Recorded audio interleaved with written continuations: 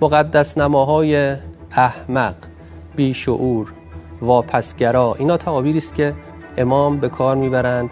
برای بعضی از روحانیون و متدینینی که این ویژگی تحجر رو در اندیشه خودشون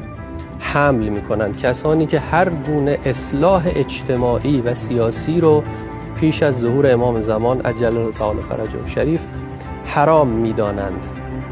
در مقابل شاه پهلوی به عنوان شاه شیعه خضوع میکنند، اما در برابر یک فقیه جامع الشرایط